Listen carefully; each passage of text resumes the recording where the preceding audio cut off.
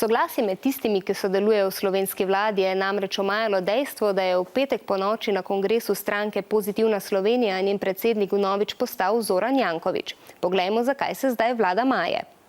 Začetek leta 2013. Vlado vodi predsednik Janez Janša. Številni zahtevajo njegov odstop, saj naj bi kršil zakone in torej deloval nepošteno. Ker ne odstopi, se zbere skupina poslancev iz strank Pozitivna Slovenija, Socialni demokrati, Demokratična stranka upokojencev in Državljanska lista ter predlaga novo vlado, ki bi jo vodila Pozitivna Slovenija. A ker je predsednik Pozitivne Slovenije Zoran Janković, ki mu prav tako očitajo nepoštenost, mora tudi on najprej odstopiti. Janković zato zamrzne svoj predsedniški položaj v stranki, namesto njega pride na čelo stranke Alenka Bratušek.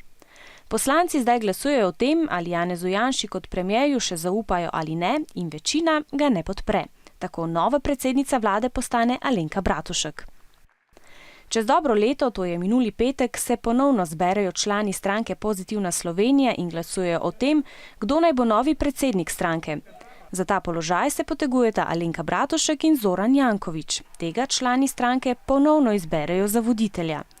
To pa ni všeč vsem, ki so mu že predtem očitali nepoštenost, zato druge vladne stranke napovedo izstop iz vlade. Tudi Alenka Bratušek je že pred glasovanjem napovedala, da bo, če bo za predsednika stranke izvoljen Zoran Janković, odstopila s položaja predsednice vlade.